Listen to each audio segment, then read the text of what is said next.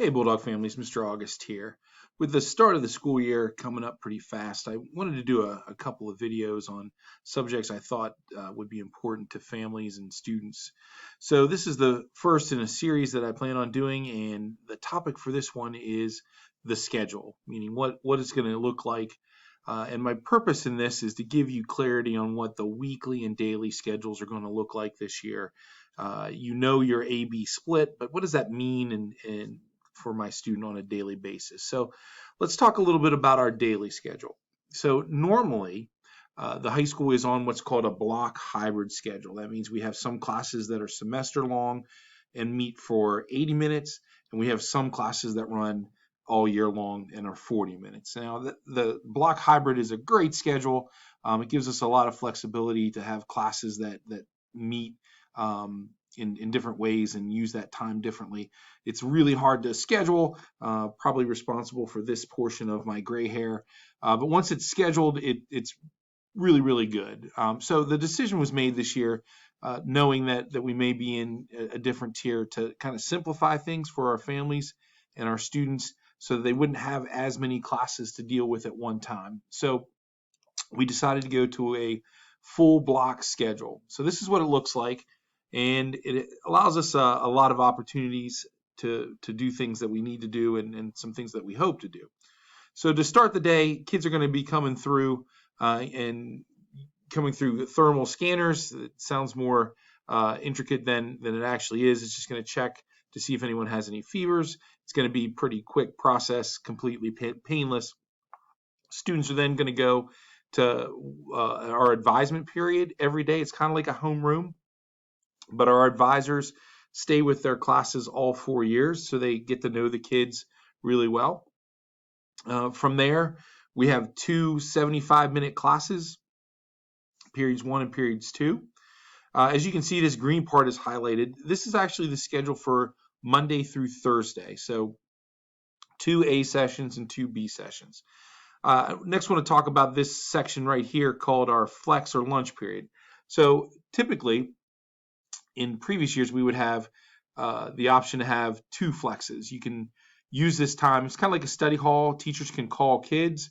Kids can go get extra help. It's where our clubs go and where they meet. And it's really, like its name implies, a pretty flexible period of our day where a lot of different activities go on. So this year we're going to have, instead of 2 lunches, we're going to have 3 lunches. And A, B, C lunches are going to occur starting at 10:35. And you're either in lunch or a flex period. So you get 1 lunch and then you get to pick 2 flex periods. The neat thing about this is, as I kind of alluded to, kids will use a system called Flex Time Manager that allows them to go in and pick where they want to go during this time. So it gives them some control over their day, and they get to be with teachers that they need help from, or other activities that may be offered. So the other reason we went to 3 lunches is to get our numbers in each lunch down to allow us to socially distance in the cafeteria. So that part of the day is kind of normal. We're used to having 3 kind of flex periods, but not always 3 lunches. After that, we go to period 4 and period 5, and then we have dismissal. So let's talk a little bit about Fridays. So your student would be coming 2 days a week, but on Friday, everybody is in a virtual schedule, on a virtual schedule. And so this is what that looks like. And should we have to go to tier 1, which would be full remote, this is the schedule that we would use. So period 1 is 40 minutes long, and we put some transition times in between the periods to allow our staff to get ready for the next piece or class. And we don't want kids staring at screens for overly extended periods of time. Please understand that Fridays are school days.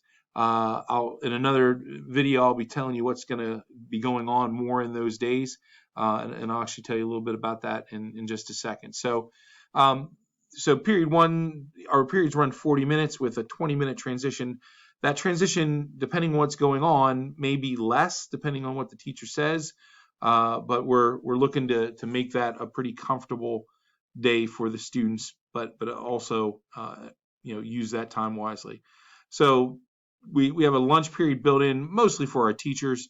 And then we also have flex periods on those virtual days where if your student is struggling or a teacher needs to see them, they would be called virtually to get extra help. So that is our Friday schedule, and in the afternoon, teachers are going to be meeting and planning.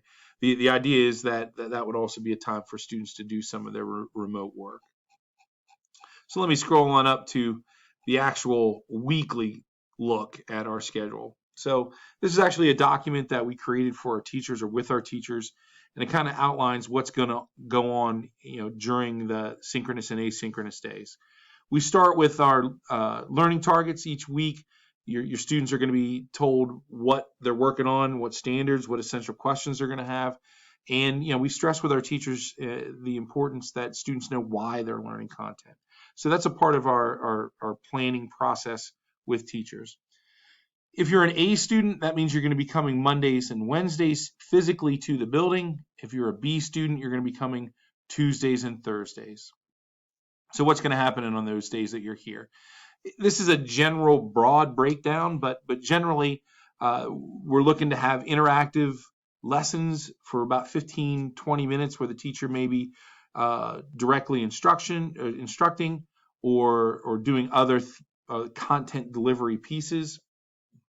From there, there's just a list of things that would be going on in a class. So the in-day times are meant to be interactive with both the teacher and their classmates inside the classroom.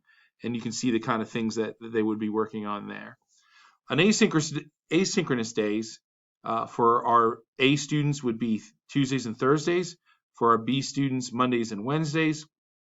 And this is a day where students will be working at home. Now, the idea is they absolutely asynchronous days are school days. Now, there's a little more flexibility. And as I've instructed our teachers to think about these 2 days, like a Monday and a Tuesday as one lesson that's just extended over 2 days. So during an asynchronous time, students are going to be practicing.